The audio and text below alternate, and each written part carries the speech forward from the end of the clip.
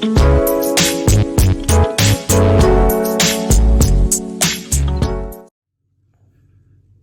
folks, this is Ron Smith again, welcoming you back to a video. I just want to congratulate those that are in recovery for showing up to your own recovery.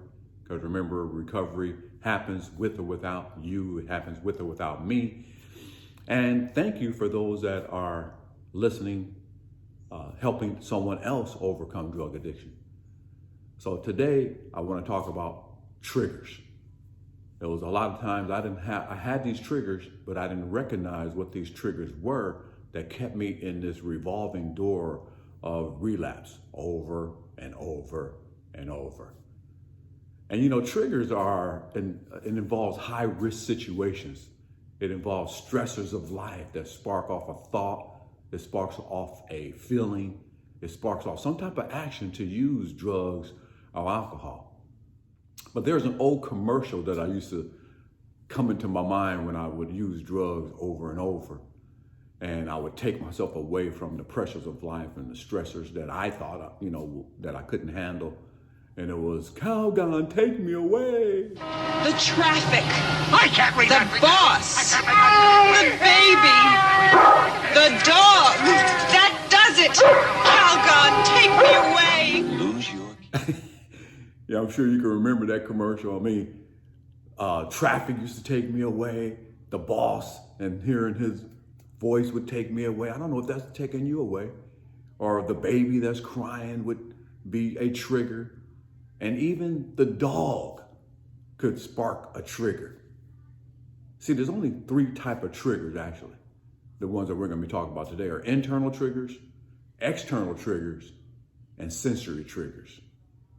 Internal triggers could be things like, drug thoughts. You're fighting this craving in your mind.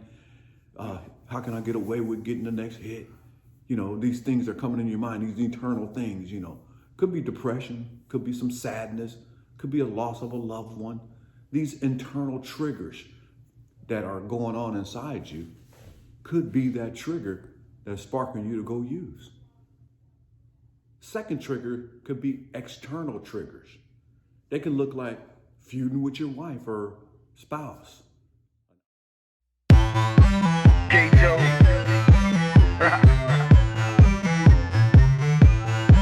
Let's go. My praise is always necessary. Praise is always necessary. Praise is always necessary. Praise is Let's go. always necessary. Praise is always necessary. Praise is always necessary. Maybe I need to learn to listen to my wife. Maybe you need to learn to listen to your spouse, your wife, or your husband. An unpaid bill or bills that are stacking up and you don't want to take a look at those.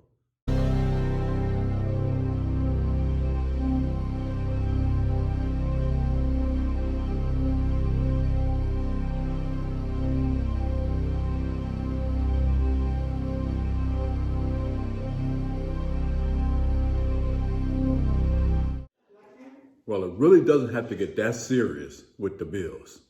You can do them with some peace and calm, do it with your wife, and you'll be all good. A friend coming over unexpectedly and with some drugs for free, or wanting you to go out with them.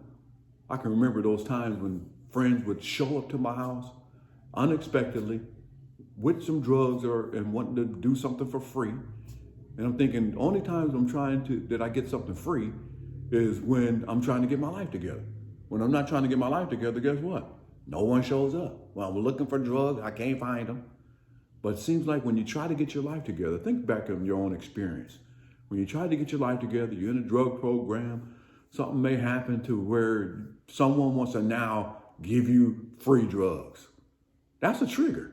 And the third type of trigger is the sensory triggers, where you smell something or touch something or see something that causes you to want to go use. You like In-N-Out burgers? I know I like the aroma of In-N-Out burger. But here's the thing like drugs. So a person may say, I never think about drugs anymore. Well, it's not that they don't think about them anymore. It's like once you've introduced yourself to the In-N-Out burger, unfortunately, we can't unintroduce ourselves to that in our birth. We'll know that smell, we'll know that taste. We know the aroma for the rest of our life now. Just like the drug of your choice. So whatever it is that you use, cocaine, methamphetamine, alcohol, you can't unintroduce your body. So the body will have these sensory triggers, not that you are going to go use, but you're going to have that for life. Now it's learning how to manage those sensory triggers when, not if, they come. So there are some techniques and strategies that I'm going to share with you today to be able to overcome these type of things. And these are the skills that I'm actually delivering in these videos that's going to help you take you to what we call drug-free living. So you can live drug-free for life. Isn't that what you want? That's exactly what I wanted. 15 years ago, I was tired of being tired. I was tired of using drugs. And I said, you know what? There's got to be something more than just relapsing over and over, getting my life together 14 times, going in and out of drug programs many times, going in and out of jail at the prison and things like that. Matter of fact, I turned my life around to such a degree that I end up working as a counselor in the prison I used to be locked up at. And so that experience actually brings me here to you today to try to give some of the experience away, some of the techniques and strategies that I use to be able to stay free now for almost 16 years. So there's 3 avenues to attack the triggers. Number 1, identify the triggers. Diffusing those triggers. Diffusing the triggers or the thoughts. Mm-hmm. How? Through disruption. Disrupting the thought until it becomes who we are.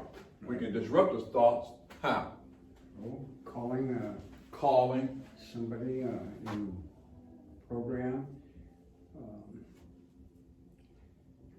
exercising, Exercise.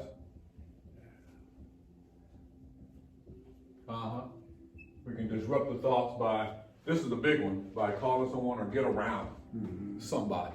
I mean, that's a big one because it helps get that out of there. You're around someone, you're less likely to, do something stupid around someone else. Right. Less likely to pick up a drink or less likely to use drugs. When I have someone else involved in my recovery process, I'm utilizing my support system to its max. And so we can disrupt them by exercise, prayer, meditation. Prayer, meditation. All we need is just a few seconds. If I can get just a few seconds into disruption, I'm okay. Yeah. Yeah, all I need is a few seconds in. Once I disrupt, I'm thinking about using drugs, I'm thinking about going to get a drink, I'm thinking about going to the liquor store. Boom, all I need is a few seconds. If I get a few seconds of, if I just pick up the phone and call someone, boom, I'm in. The faster I get to my first minute of change, the sooner I get to my destiny. Right. Yeah. And that's what we want to do. We're trying to get to our change fast. Yeah. Not that change is going to happen fast, it's going to happen over a course of time, but we're rushing or running to get to the first minute of change. Right. And once we get to that first minute of change, I'm in. Yeah. I got my disruption tool in place. Yeah, you got to be able to run to your first minute of change. Matter of fact, the faster you get to the first minute of change, the sooner you get to your destiny. Matter of fact, I was working out one time and I was procrastinating to get to the exercise machine, and it was 20 minutes in, and I looked and I'm like, wow, I missed that 20 minutes. And then I got this revelation. The faster I get to my first minute of exercise, the sooner I get to the end. Same with recovery. The faster you get to your first minute of change, guess what? The sooner you get to your destiny. But once you identify the trigger, now you have it on the table to be able to combat the trigger or overcome it for good. So when it comes, instead of getting upset about it, you know now's the time to put it in its place. A trigger could be driving down the street and someone tried to cut you off in traffic. Boom, that's a trigger. What in the world was wrong with these people? Or you may see a trigger that someone's using drugs and there's no consequence with them, but every time you use drugs, there's a consequence. You end up break out in handcuffs and then you go to jail. You get out and you see that same person or same people still using drugs with no consequence. That could be a trigger. You're identifying in yourself that every time you get upset, you want to go use. So now we know that every time I get upset about something or get frustrated and things aren't going my way, oh, that's a trigger. See, once you identify the trigger, then you can arrest the trigger so it won't take control of it. A second way to overcome and build this skill is to avoid the trigger. So you can avoid that trigger by not going to the grocery store or not going to that particular liquor store anymore. So that liquor store that you frequented a lot was a trigger. So you can just avoid by even going there. Driving in a particular neighborhood. Just don't drive that way. Go a different route. You know, some things are very simple to take a look at and just practice a skill of driving a different route. Practice a skill of going to a different store that doesn't have liquor. Practice the skill of sitting calmly talking to your girl. And a third way to combat it, a skill to practice where you can get it into your spirit, is to interrupt the trigger. Somehow, some way to get a wedge in there to where when you're thinking about it, or you're in an environment that someone's about to use, you just interrupt what we call thought-stopping skill to interrupt that thing. Make a phone call to a friend, or get around some friends that are living it, having it, doing it, thriving in life. Attend church, interrupt whatever it is that trigger is doing to attend a church, a Zoom meeting, AA, NA, CA, Al-Anon, Teen-Anon. They got so many meetings for things now. They got meetings for people that talk too much, like myself, called On and On and On. I mean, there's so many different things you can do to interrupt these triggers, but it is your responsibility to now begin to hone that skill, get stronger in that skill of interrupting, avoiding, and identifying these triggers. And you, my friend, could be on the road to success. So like this page, share this page, subscribe, put some comments down here in the section so I can hear some feedback, what's going on in your life. I'd like to maybe hear even a testimony and some of the things you're beginning to practice and see work on your behalf. And until next time, the skill of identifying, avoiding, and interrupting these triggers is yours. And I'll see you on the next video.